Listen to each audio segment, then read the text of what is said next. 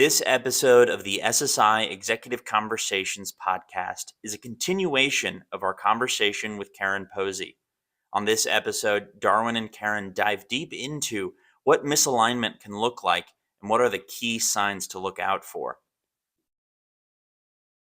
How do you get through to a CEO on how to implement and really share their vision the right way, and then put the strategy after that? Yeah, it's we look at, and we didn't talk about it today, most organizations already have mission, vision, but we do look at that. And Okay. Mission should be timeless. Vision should be 10 years out. When I do a strategic plan, I really strongly coach CEOs, unless you're working for the government, it should be a 3-year plan because things move too fast. And then you need a yearly operational plan, right? To say, okay, what are the must-dos for 2023, for example? And so once they have that, there is a cadence that I work with. First of all, I help them put together an overall strategic planning calendar, so to speak, so that a lot of the CEOs I work with have a board and they have to report to the board. And so it, aligns with that, but also it's to the point where we have appointments actually on their leaders' calendar about key dates and whatnot. So at least everybody is mindful of deadlines and what's due. But when it comes to communication, it really is driving the coherence. You brought it up earlier. The CEO has to lead by example first and foremost.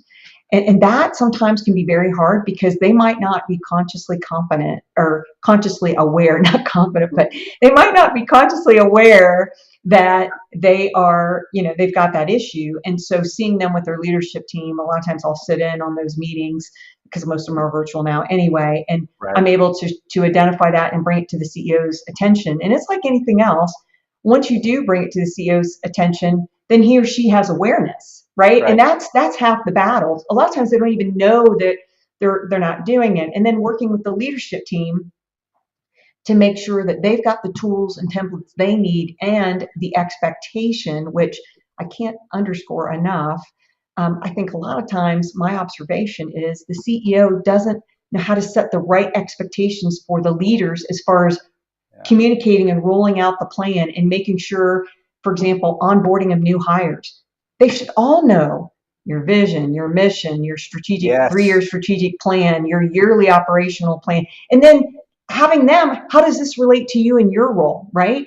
And the bigger the organization, the other thing that I'm a huge believer in, because my framework is our framework is very scalable, is that it's what I call alignment documents. So you've got these large organizations that are I would say once you're past 250 million, I'm a big believer in these alignment documents that go out to all the leaders that say, okay, based on the strategic plan and the yearly business plan, how are you going to align your teams to that? And what are you going to get done this year? And holding them accountable. So it cascades through the organization. And then, there's a lot of, I'm also a big proponent of tying bonus and whatnot to that, right? So that, people stay focused on what's important. The vital few. The vital few. You got to be able to prioritize, but if you don't even know what's most important, or if you have too many action items to execute on, you're going to do them all. You're not going to do any of them exceptionally well. That's right. So there's a lot of tools, strategies, and techniques we use with clients to help them on the sustainable growth, because it's interesting. I did a presentation last week to a group of CEOs, and when you think of hyper growth, I did a quick Google search. Oh my gosh, hyper growth, 17 to 25 million Google, hits, right? And then the books I found, oh my God, talk about books. I found at least 8 books that I showed that have been out in the last year on hypergrowth. In the last year? Yeah, in the last year. And then I looked at sustainable, predictable growth. I could only find 3 books. They were all at least 10 years old, right? Because it's not sexy. And my point to the CEOs was, growth is important. You need growth, but you need to figure out how to predictably, sustainably grow. Absolutely. That's really the key.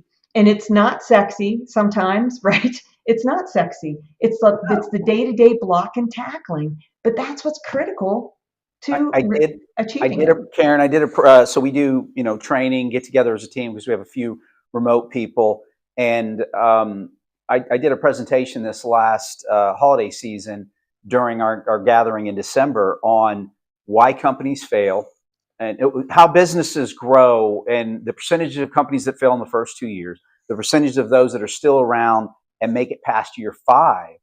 But nobody typically talks about past that. Right, Or at least in my experience. But right, 70% of companies don't make it 10 years. 70%. right. And there's a whole group of companies that make it past that, half don't, past that 2 year period because it's painful. It's It not is. easy. But to your point in sustainable growth, so many companies fail in trying to scale. They do. And I think that speaks volumes to what you're just talking about. And the focus on, okay, hypergrowth's great until you get over your skis and you blow out. Right. Yes. And there has been quite a few organizations that I've worked with that have achieved that hyper growth. And then things start to, it's not, they don't see it. They start to flatten out and then they panic. And as you know, that's when all the sins that have happened over all those years of hyper growth, everybody starts to see. And it's typically IT infrastructure that hasn't been invested in and a whole bunch of key aspects to really achieving sustainable, predictable growth that all of a sudden then they're scrambling. Those are not fun. I'm gonna try not to get behind the chair and just start crying right now because part of what you're talking about makes me think about my first 3 years just trying to make it, and then my first. I'd say we got into the CRM part 1, 2, 3, 4, and I look back and I basically just made a mess of my our data was just a disaster. So getting to the point now where we actually have good data and we have processes in place, but growing is not easy. And Right. If again, and to your point, again, if you don't have a plan and you're not you're not creating a strategy of growth that's sustainable, then you're going to have more opportunities to get blindsided. Right. I think Concur. the other thing too, before we move into this next topic, you talk about the mission, the why, and that not being a part of the onboarding process. But I think cultural fit, and even going back to what you talked about with the CEOs, if you're not hiring people that are the right cultural fit, that your values match up, they're going to be less likely to tell you what you're missing and or do it in the right way. So you're going to have friction, you're going to have less opportunity for a cultural fit. I believe that from a talent management process, that in your attraction, you should be sharing, people should be able to share the mission statement. They should be able to talk about the why. And in our world, it's medical devices and products that companies are manufacturing in med tech, pharma, or life sciences. What patient population is it benefiting? Mm-hmm. What's the value there? Is it emerging? Is it a growing area? If you can't share that and understand how your company relates to the competition, the mission and the why is so important, because if that doesn't align, then your opportunities to not have a good cultural fit, I think, are greater. I concur. So it's amazing. And as you were saying that too, I think back, I don't know that in my career in hospital and health and then corporate America, I'm not so sure I ever was really shared what a mission statement was or what a vision statement was. I do remember, like, in the hiring process, okay, you have to like sign off on it. But Mm-hmm. I don't think probably anybody could have actually shared what that was off the top of their head. And it's interesting too. I just read an article a couple of weeks ago. Fortune 500 CEOs are starting to say, yes, we know we need profits. We know we need to report to Wall Street, but they're really taking a step back and saying, what's our real purpose? Right. Right. Well, And that to really? me gets into the mission. Yeah. Yeah. Well, and I it was comes really back. happy to go ahead, please. No, I was just going to say, and it comes back to why your voice of the customer, and then identifying the right talent. And I thought this earlier, but you talked about how important leadership is.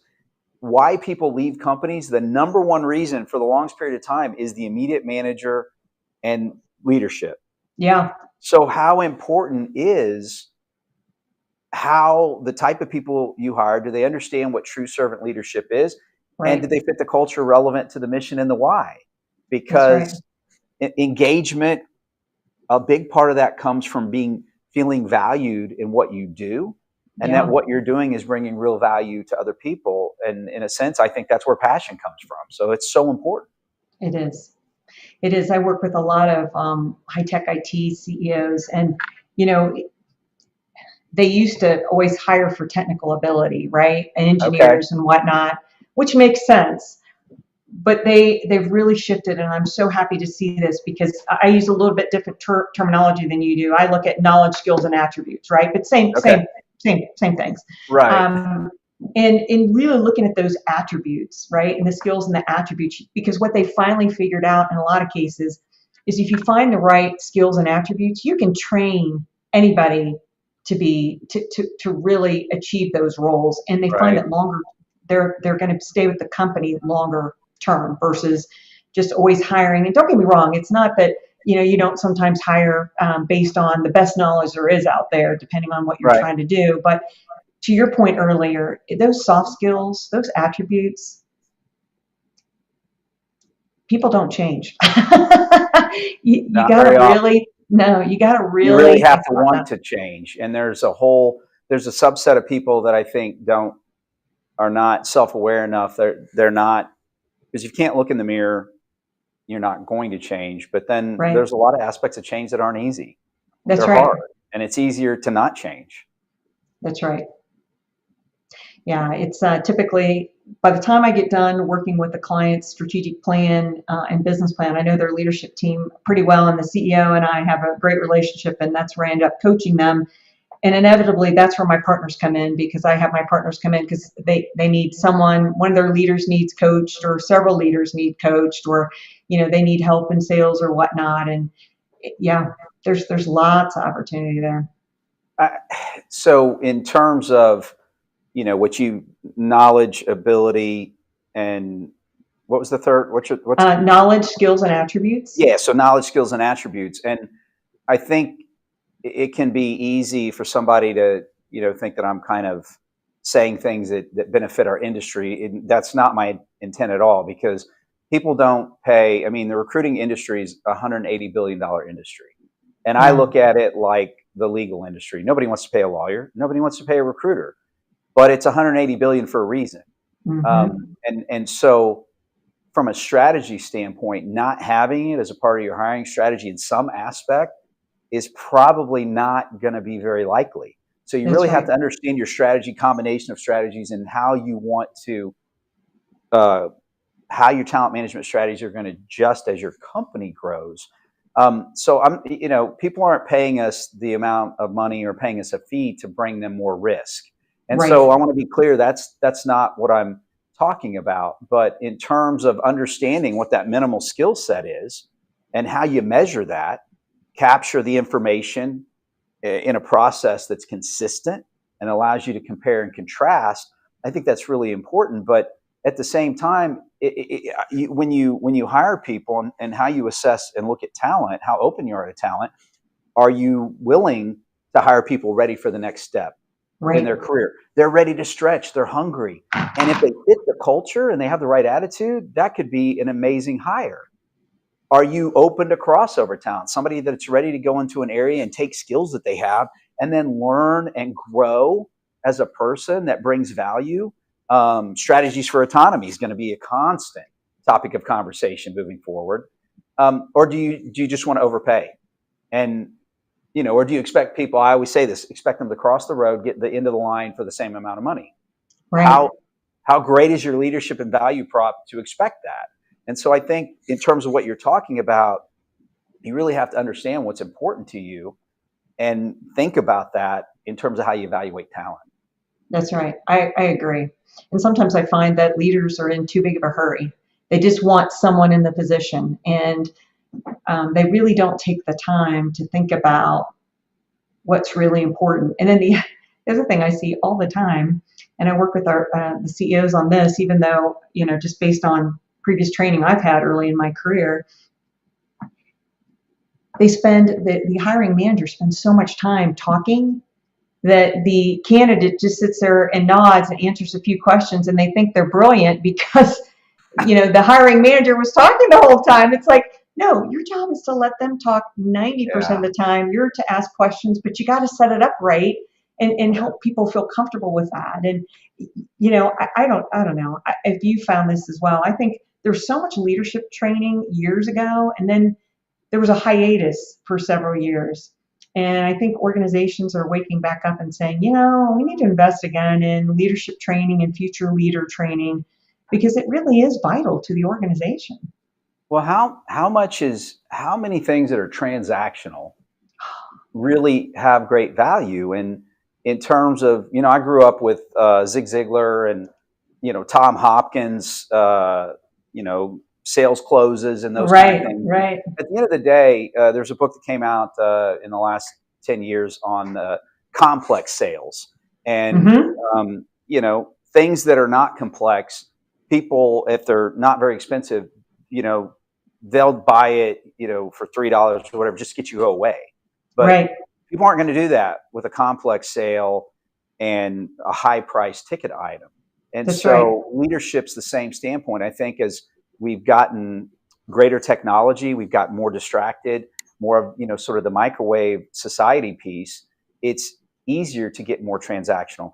But I almost look at it, you said, they almost hire people too fast. I see many times where, because of the inefficiency of the process and the transactional nature of the hiring process and how long it takes in terms of attraction efficiency, which directly impacts retention, that they get to a certain point of the time lost from an opportunity standpoint. It's like, okay, now all of a sudden you almost have to hire somebody. Yeah. So they end up hiring lesser talent that doesn't work out because they were so inefficient at the beginning of the process. That is a great point.